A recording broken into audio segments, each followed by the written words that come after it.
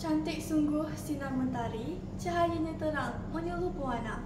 Bacalah buku setiap hari agar bertambah ilmu di dada. Bismillahirrahmanirrahim. Assalamualaikum warahmatullahi wabarakatuh. Salam Malaysia Madani dan salam nadi ilmu amalan membaca. Sebelum kata mengorak langkah, izinkan saya perkenalkan diri.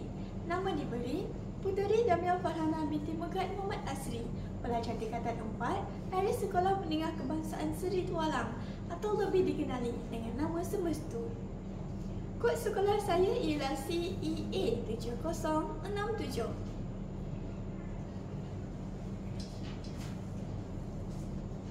Rimba Harapan. Inilah hasil garapan sastrawan pertama negara, Keris Mas atau nama sebenarnya Kamaluddin Muhammad. Beliau juga merupakan pelopor kepada Asas 50 yang menjadi tunjang kepada pembentukan sastera kini.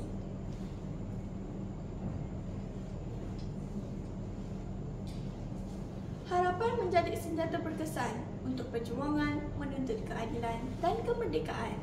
Atas dasar kemerdekaan, saya berasa amat teruja untuk memulakan sidang resensi hasil nukilan sastrawan pertama ini. Novel yang diterbitkan oleh Dewan Bahasa dan Pustaka ini telah diulang cetak sebanyak 3 kali dan harganya yang mesra poket iaitu RM29.40. Novel ini juga mempunyai 266 halaman bercetak dan sisipan kandungan sebanyak 4 bab. Oleh itu, marilah bersama-sama saya kita menyemak dan menelusuri intipati buku yang amat menarik ini. Novel ini mengisahkan tentang perjuangan kaum petani Melayu pada dekad 1920-an ketika terjadinya perubahan sosial akibat kedatangan penjajah selepas Perang Dunia Pertama dan bencana alam yang menimpa Getari dan Bentong.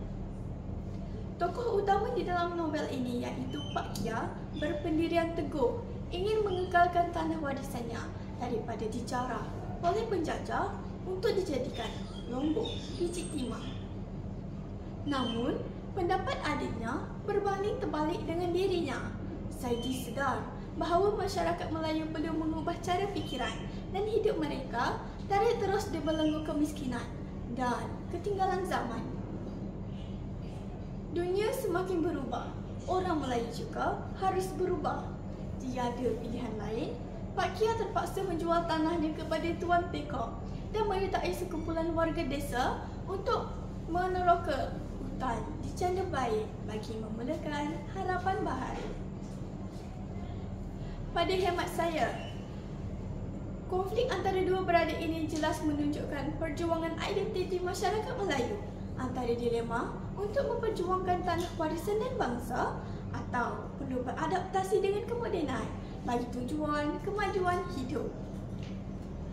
Jalan cerita dan gaya bahasa yang mudah difahami dan nilai-nilai dan pengajaran seperti tanggungjawab, kesetiaan kekeluargaan dan penghayatan terhadap warisan budaya dan bangsa yang syarat di dalam novel ini jelas membantu pembaca muda seperti saya dan remaja-remaja lain untuk memahami dan memahami rintangan dan cabaran yang dihadapi oleh masyarakat Melayu sebelum hadirnya kemerdekaan.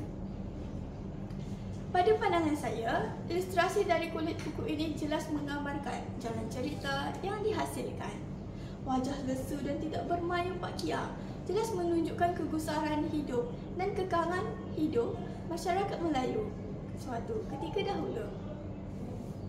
Terdapat cuplikan ayat yang sangat membekas di hati saya, iaitu pesan Pak Kia kepada anaknya, Karib. Pesannya iaitu, ingatlah betapa susahnya mendirikan kampung halaman. Jangan mahu jadi macam orang sekarang. Datang orang kaya-kaya, datang orang pandai-pandai, kita dihalangnya dengan wang ringgit dan tipu muslihat. Jangan mahu terbuang sekali lagi. Dialog ini memberikan peringatan keras dan mesej yang jelas kepada saya. Tatkala saya dibesarkan, negara sudah harmoni dan merdeka.